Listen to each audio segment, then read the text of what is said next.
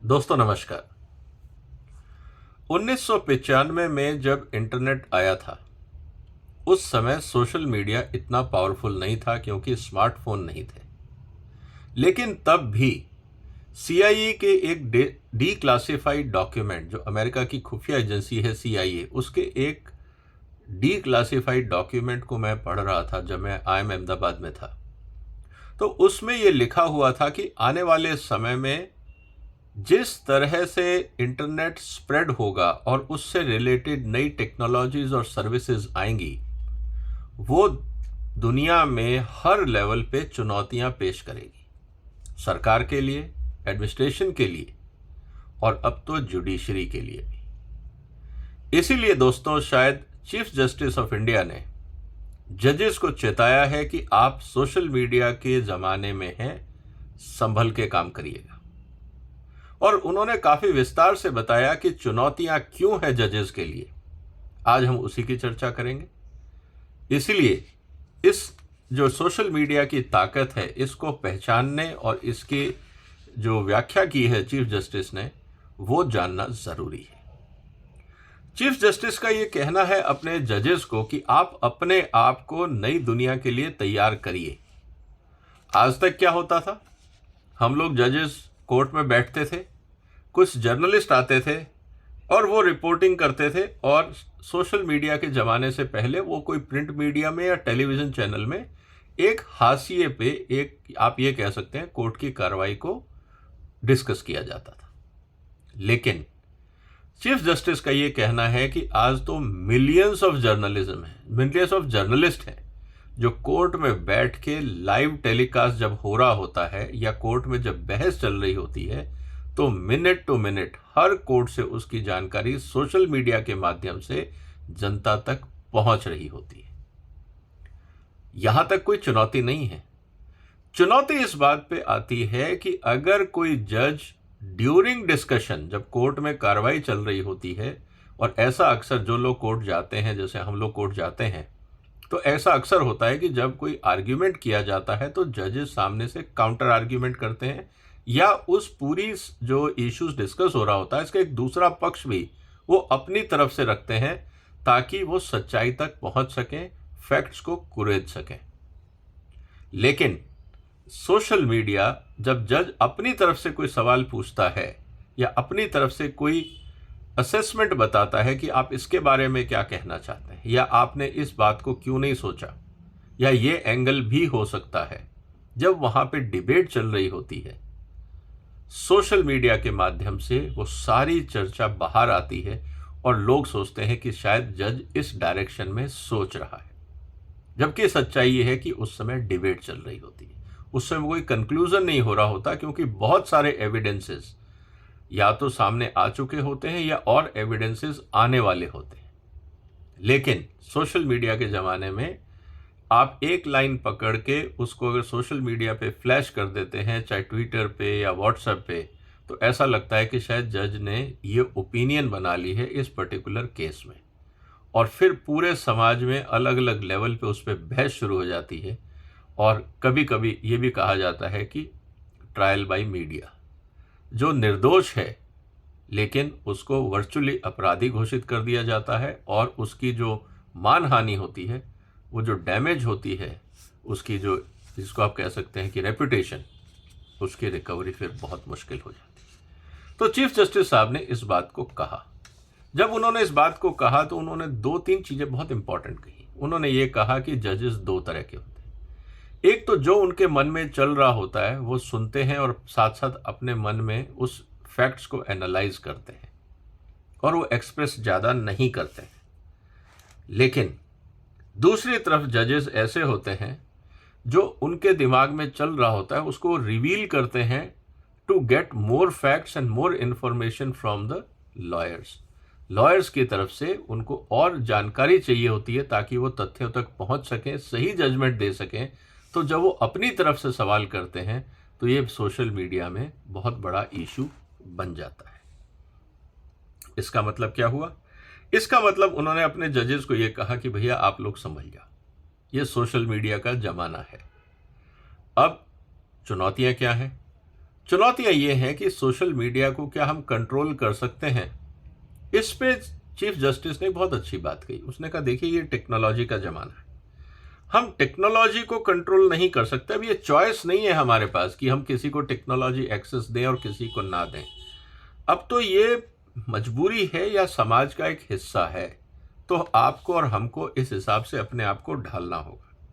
दूसरा तरीका यह है कि क्या हम कोई कानून बनाएं ताकि सोशल मीडिया को हम कंट्रोल कर सकें, या हम सेल्फ रेगुलेशन की बात करें। दोस्तों, इस पे हम कई बार चर्चा कर चुके हैं कि फ्रीडम ऑफ एक्सप्रेशन की जब बात आती है तो आप कंट्रोल करेंगे कैसे। कोई इंटरनेट भारत सरकार की अकेली संपदा तो है नहीं कि आप उसको कंट्रोल कर लेंगे। अगर मैं किसी अमेरिकन प्लेटफॉर्म पे अमेरिकन नंबर से व्हाट्सएप पे या ट्विटर पे अगर मैं कोई मैसेज फ्लैश कर रहा हूं तो भारत सरकार के अधिकार क्षेत्र से तो वो वैसे ही बाहर है, आप कैसे कंट्रोल करेंगे। या फिर आप पूरी तरह से चाइना की तरह डिक्टेटरशिप कर दें कि आप दुनिया में जितने सोशल मीडिया प्लेटफॉर्म्स हैं उनका एक्सेस ही बंद कर दें, तो फिर आप अपने आप को क्या डेमोक्रेसी कह पाएंगे। तो चुनौती है कि या तो हम खुले मंच पे रहें, ओपन सोशल मीडिया रखें, या फिर चाइना की तरह पूरी तरह डिक्टेटरशिप और कंट्रोल्ड कम्युनिकेशन रखें। अब सवाल इस बात का है कि जब आप कानून बनाएंगे तो आप लिबरलाइजेशन से या डेमोक्रेसी से डिक्टेटरशिप की तरफ जाएंगे, या रिस्ट्रिक्टिव कम्युनिकेशन की तरफ जाएंगे। क्या फ्रीडम ऑफ एक्सप्रेशन की जो हम बात करते हैं क्या हम उसको बचा पाएंगे।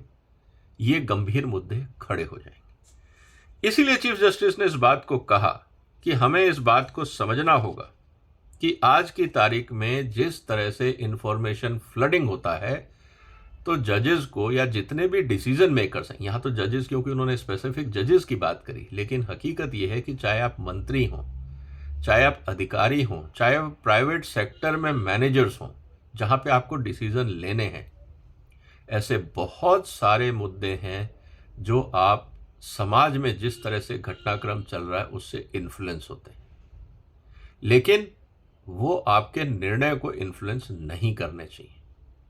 तो क्या हमारे में इतनी आत्मशक्ति है, क्या हमारे में इतनी मेंटल स्ट्रेंथ है कि हम इस तरह के प्रेशर्स को इग्नोर कर सकें। इसीलिए उन्होंने ये कहा कि आज ज़रूरत इस बात की है कि जजेस अपने आप को रीस्किल करें, क्योंकि शायद अभी तक हम क्लोज रूम में बैठ के बात करते थे, आज क्लोज रूम नहीं है। आज सारे जजमेंट्स लाइव टेलीकास्ट हो रहे हैं, सारे जजमेंट्स मिनट टू मिनट जो भी आप कोर्ट में बोल रहे हैं वो सोशल मीडिया में ट्रांसमिट हो रहा है। तो जैसा कहा जाता है कि अगर आपने एक लूज स्टेटमेंट दिया तो वो बहुत बड़ा हंगामा क्रिएट कर देगा। नुपुर शर्मा के केस में हम देख चुके हैं कि जब जजेस ने ये कहा नुपुर शर्मा को कि आपके स्टेटमेंट से देश में आग लग गई है, जबकि सच्चाई ये थी कि नुपुर शर्मा ने वही बोला था जो कुरान और हदीस में लिखा हुआ है। लिखी हुई बात को ना मान के पब्लिक परसेप्शन जिसके कारण सोशल मीडिया के कारण हंगामा हो रहा था और जजेस उससे इन्फ्लुएंस हो गए थे, और उस पे जब उन्होंने नुपुर शर्मा के खिलाफ ये वक्तव्य दिया तो समाज में बवाल खड़ा हो गया था, और आज तक उसकी चर्चा अलग अलग फोरम्स पे होती रहती है। तो शायद चीफ जस्टिस की ये सलाह सब डिसीजन मेकर्स के लिए है, सब जजेस के लिए नहीं।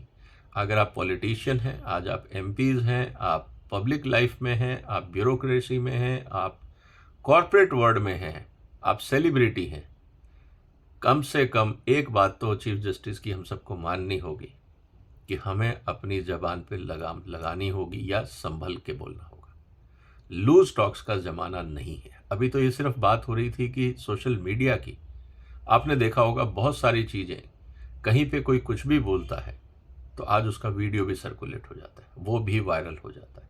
अल्टीमेटली लोगों को माफ़ी मांगनी पड़ती है। तो कहने का मतलब ये है कि चाहे आप कितने भी पावरफुल हो, लेकिन एक्सप्रेशन, फ्रीडम ऑफ एक्सप्रेशन अगर आपके लिए है तो जवाबदेही भी आपके ऊपर ही तय होगी। तो दोस्तों, इसका मतलब ये है कि सोशल मीडिया की ताकत अब दुनिया को समझ में आ रही है। 1995 में जो CIA की क्लासिफाइड रिपोर्ट जो बाद में डीक्लासिफाई हुई कि role of internet on governance challenges, वो जब आज की दुनिया में देखते हैं ऑलमोस्ट 30-40 साल बाद, तो समझ में ये आता है कि पावर ऑफ टेक्नोलॉजी को आप इग्नोर नहीं कर सकते। विद टाइम टेक्नोलॉजी और पावरफुल होती है और डायमेंशनल हो जाती है। इसीलिए अगर आप टेक्नोलॉजी को समझते नहीं हैं, टेक्नोलॉजी को इग्नोर करते हैं, उसके इम्प्लीकेशन अगर आप समझते नहीं हैं, तो आपको खामियाजा उठाना पड़ सकता है। तो दोस्तों, ये इंपॉर्टेंट डेवलपमेंट था, क्योंकि काफ़ी समय पहले हमने इस बात पे चर्चा की थी और मैंने इस पे वीडियो भी बनाए थे, जब ये बात हो रही थी कि सोशल मीडिया पे कानून बनाने चाहिए। आज चीफ जस्टिस ने इस बात को माना कि शायद कानून बनाने से काम नहीं चलेगा, हमें अपने आप पे सेल्फ डिसिप्लिन करना होगा, ताकि इस तरह के विवाद कम से कम हो। दोस्तों, उम्मीद है ये जानकारी आपको पसंद आई होगी। इस वीडियो को आप शेयर कर सकते हैं, चैनल को सब्सक्राइब कर सकते हैं। फिर मुलाकात होगी एक और महत्वपूर्ण मुद्दे के साथ। आपकी ताकत सोशल मीडिया के साथ पूरी दुनिया समझ रही है। फिर मिलेंगे, तब तक वंदे मातरम।